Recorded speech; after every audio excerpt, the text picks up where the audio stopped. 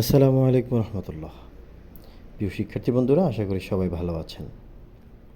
আজকে আমরা যেটা শিখব সেটা হলো, কাউকে আমরা বিদায় দেওয়ার সময় বা আমরা বিদায় নেওয়ার সময় অনেক সময় আমরা বলে থাকি বিদায়, আল্লাহ হাফেজ, দেখা হবে, অথবা ওয়েস্টার্নরা বলে থাকি গুড বাই।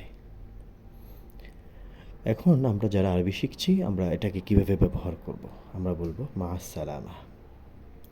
মা সালামা, আমরা এটাকে ব্যবহার করব মা সালামা। নিরাপত্তার সাথে থাকো, নিরাপত্তার সাথে আমরা এটাকে এভাবে বলতে পারি। প্রিয় বন্ধুরা, আমরা এভাবে আরবিটাকে আমরা নিজেরা প্র্যাকটিস করতে পারি এবং আমরা এটাকে ব্যবহার করতে পারি। যেখানে আমাদের সুযোগটা আসবে তখন আমরা বলবো মা আসসালামা, বিদায়, গুড বাই। আশা করা যায় আমাদের আরবির প্রতি ভালোবাসা বাড়বে, আরবি আমরা বলতে পারবো আস্তে আস্তে। আজকে পর্যন্ত, আসসালামু আলাইকুম।